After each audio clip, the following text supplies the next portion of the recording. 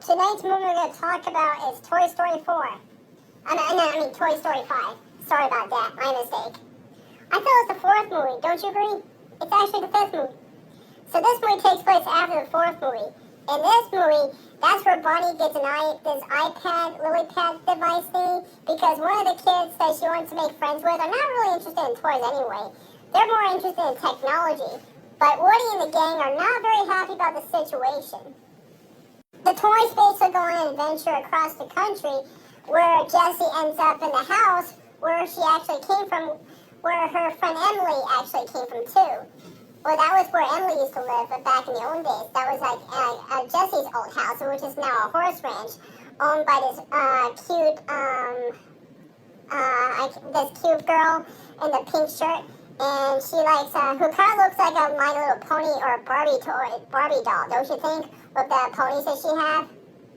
So the toys had a conflict against a LilyPad device because the toys noticed that the LilyPad's taking over all the jobs in the toys. That she's more superior than toys, that kids are more interested in technology than toys because kids think that toys are kind of boring and baby toys. And Bonnie just wants to fit into one of her friends at school by using a tablet device. So it's up to Woody and it's up to Jessie and her friends and some kind of like one of those baby electronic toys that this one girl, horse ranch girl had, to like work together to help Bonnie to get back Woody and Jessie, to teach Bonnie a lesson that real life toys are more funner than technology, so that she can play with real kids instead of playing with kids online. Well, this movie is actually true to our lives. All of our lives is depend on technology, like Xbox Live, YouTube, Instagram, Facebook, and all sorts of stuff. Can you imagine the G.I. Joe dolls would be very angry if one of the kids were playing Call of Duty Modern Warfare 4 instead of playing with their G.I. Joe dolls? Nobody makes G.I. Joes anymore because lots of kids like to play video games like Army Man video games, like Call of Duty and stuff like that. That pretty much killed all the G.I. Joe toys. The movie Toy Story 5 is actually true to kids' society. Technology has taken over the world. Call of Duty and Grand Theft Auto games have taken over all the kids' lives instead of playing with real toys. Okay, let's talk about the characters in the film. I thought LilyPad is actually a pretty cool villain in the movie. She's actually kind of mean towards Woody and Jessie and stuff like that, kind of like those anti-social kids, how they're more interested in their mobile devices instead of like paying attention to the outside world. It's actually true. Well, I don't know. I think that's how kids behave when they use technology. Well, that's according to Bonnie, that she behaves pretty badly using technology, not paying attention to her parents and stuff like that. It's kind of a shame.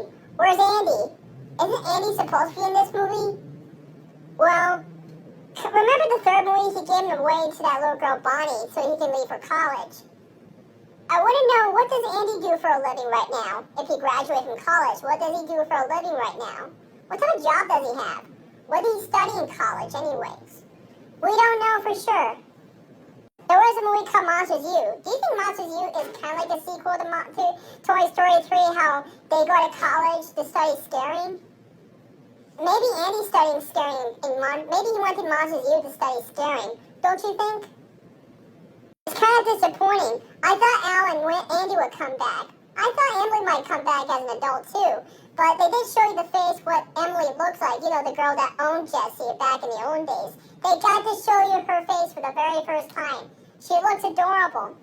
When I saw Toy Story 2 as a kid, I've always imagined Emily's face might look like Andy. Don't you think?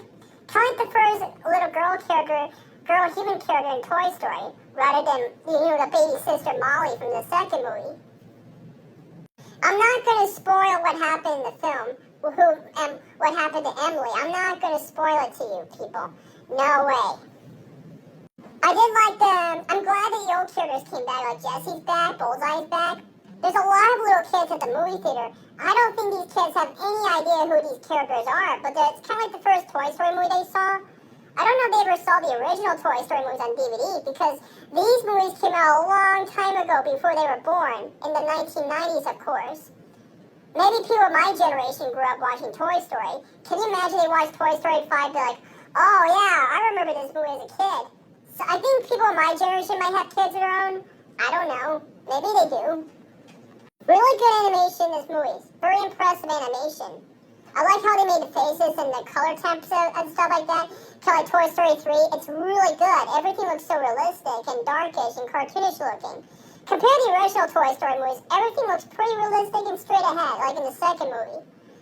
Have you guys ever seen the second movie? It was made in 1999, 30 years ago, and the animation does look good today.